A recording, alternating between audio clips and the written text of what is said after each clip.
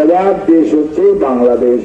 এই নবাবগঞ্জ বলেন, হাকিমপুর বলেন, গোড়াঘাট বলেন, বিরামপুর বলেন। হ্যাঁ, কাজে এই দেশটা ভালো থাকলে আমরা ভালো থাকবো, দেশটা খারাপ থাকলে আমরা সবাই কিন্তু খারাপ থাকবো। কাজে এখানে যে আলোচনাটা হয়েছে, আমাদের ছেলে মেয়েরা পড়াশোনা যদি ঠিক মতো করে, একটা কবিতা আছে না, আমরা বলি গানের মতো আছে, পড়াশোনা করে যে চলেছে। আচ্ছা, এখন কথা হচ্ছে পড়াশোনা করতে হবে এবং পড়াশোনার খুব প্রয়োজন।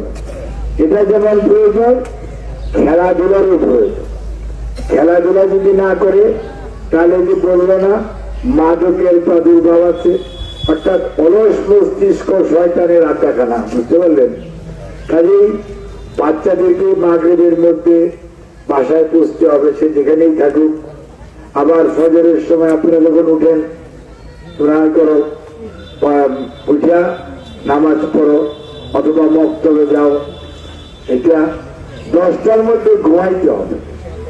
যদি তা না ঘুমায় যে সারা রাত পড়বে, এটা বিশ্বাস করবেন না। সারা রাত আমার মতো ফেসবুক দেখবে, তাহলে কিন্তু হবে না, বুঝতে পারলেন? তাহলে কিন্তু পরীক্ষায় ফেল। কাজেই বাচ্চাদেরকে আদর করবেন, বাচ্চাদেরকে শাসন করতে। আমি শাসন মানে পিটানোর কথা বলছি না, শাসন মানে তাদেরকে সঠিক পথে চলার জন্য শিক্ষকরা তো স্কুল কলেজে বলেই, কিন্তু তারই মধ্যে যদি আব্বা আম্মা, দাদা দাদি, নানা নানি, বড় ভাই বোনেরা না বলে। ঢালাইয়ে দৃঢ়তা, নির্মাণে নিশ্চয়তা, প্রিমিয়ার সিমেন্ট, ঢালাইয়ের রাজা।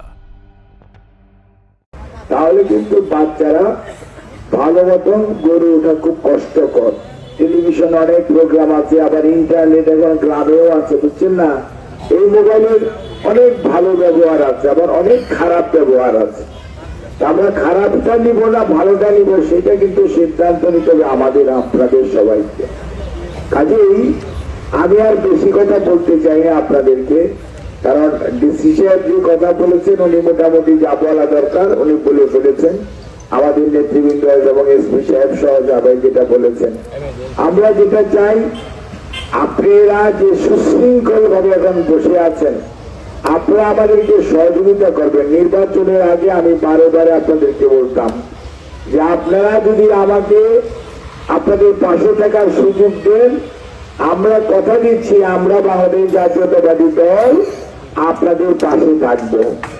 আমাদের সরকারের বয়স, আমাদের মাননীয় প্রধানমন্ত্রী জনাব তারেক রহমান, আপনি খেয়াল করে দেখেন, বিরামপুরের জনসভার পরে একটা মাত্র উপজেলায় ফ্যামিলি কার্ড চালু হয়েছে এতদ অঞ্চলে, তার মধ্যে আপনাদের নবাবগঞ্জ নিয়েছে। এবং একটা মাত্র উপজেলায় উনি খাল খননে নিজের সরাসরি উপস্থিত থেকেছে, সেটা হচ্ছে দিনাজপুরের কাহারোল।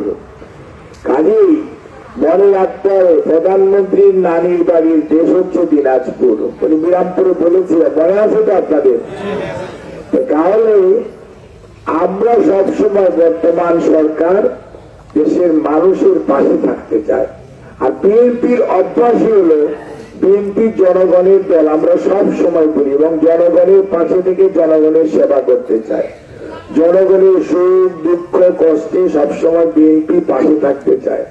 আমাদের নেতা শহীদ রাষ্ট্রপতি জিয়াউর রহমান এবং আমাদের নেতৃত্বে নেত্রী বেগম খালেদা জিয়া, উনিও আমাদেরকে এই শিক্ষাই দিয়ে গেছেন।